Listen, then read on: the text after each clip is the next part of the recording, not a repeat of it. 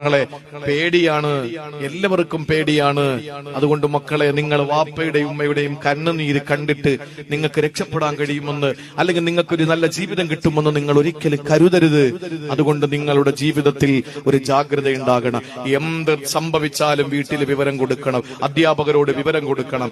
ആ വിവരം അനുസരിച്ച് അവർ നേരത്തെ തന്നെ കൈകാര്യം ചെയ്ത് ഇതിനൊരു പരിഹാരം കാണും. അതല്ല മുറുകി മുറുകി മുറുകി മുറുകി അവസാനം നിങ്ങൾക്ക് ആ മുറുക്കങ്ങോട്ട് ഇറുകിപ്പോയി കഴിഞ്ഞാൽ അതിൽ നിന്ന് പുറത്തേക്ക് വരാൻ നിങ്ങൾക്ക് കഴിയൂല.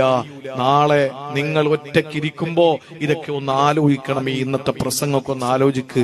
അള്ളാഹു നമ്മളൊക്കെ നന്നാക്കി തരട്ടെ, അള്ളാഹു നമ്മളൊക്കെ നന്നാക്കി തരട്ടെ. അതുകൊണ്ട് എന്റെ പ്രിയപ്പെട്ട രക്ഷകർത്താക്കളോട് എനിക്ക് പറയാനുള്ളത്, നമ്മുടെ മക്കൾ നമ്മുടെ ചോരയാണ്. ആ മക്കളെ 9 മണി കഴിഞ്ഞാൽ പുറത്തു വിടരുത്, ഒരു കാരണവശാലും പുറത്തു വിടരുത്.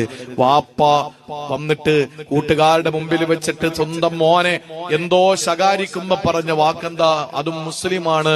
എടോ, താൻ തന്താണെന്നൊന്നും ഞാൻ നോക്കൂല.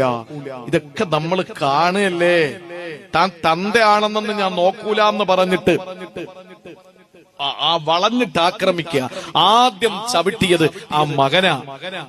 പിച്ച വെക്കാൻ പഠിപ്പിച്ച വാപ്പ, നടക്കാൻ പഠിപ്പിച്ച വാപ്പ, കഴിക്കാനും കുടിക്കാനും പഠിപ്പിച്ച വാപ്പ, പല്ല് തേച്ചു കൊടുത്ത് കുളിപ്പിച്ച് ഡ്രസ് ഇടിയിപ്പിച്ച് ആ മക്കളെ 9 മണി കഴിഞ്ഞാൽ പുറത്തു വിടരുത്, ഒരു കാരണവശാലും പുറത്തു വിടരുത്.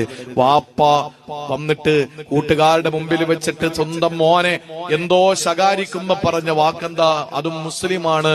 എടോ, താൻ തന്താണെന്നൊന്നും ഞാൻ നോക്കൂല. ഇതൊക്കെ നമ്മൾ കാണുകയല്ലേ.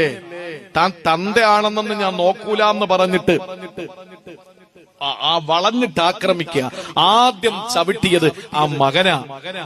പിച്ച വെക്കാൻ പഠിപ്പിച്ച വാപ്പ, നടക്കാൻ പഠിപ്പിച്ച വാപ്പ, കഴിക്കാനും കുടിക്കാനും പഠിപ്പിച്ച വാപ്പ, പല്ല് തേച്ചു കൊടുത്ത് കുളിപ്പിച്ച് ഡ്രസ് ഇടിയിപ്പിച്ച് മദ്രസയിലും സ്കൂളിലും കൊണ്ടുവന്നാക്കിയ വാപ്പ, എന്ത് വേണമെന്ന് പറഞ്ഞിട്ടും നിർബന്ധം പിടിച്ചപ്പോ അതൊക്കെ വാങ്ങിത്തന്ന വാപ്പ, അവസാനം വളർന്ന് കഞ്ചാവിനിരയായി മാറിയപ്പോ ആ വാപ്പയെ ചവിട്ടി മതിക്കുന്ന മക്കൾ. ഞാൻ സങ്കടപ്പെടുന്നത് മറ്റൊരു കാര്യമാണ്.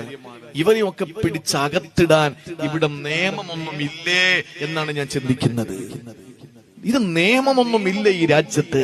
ഇങ്ങനെയുള്ള ക്രിമിനലുകളെ പിടിച്ചകത്തിട്ട് പുറം ലോകം കാണിക്കാതിരിക്കാൻ. ഇവനെയൊക്കെ അകത്ത് പിടിച്ചാൽ അവനെയൊക്കെ ഇറക്കാൻ വക്കീലുമാര്, അവനെയൊക്കെ ഇറക്കാൻ കുറെ രാഷ്ട്രീയക്കാര്, അവനെയൊക്കെ ഇറക്കാൻ കുറെ ആളുകൾ.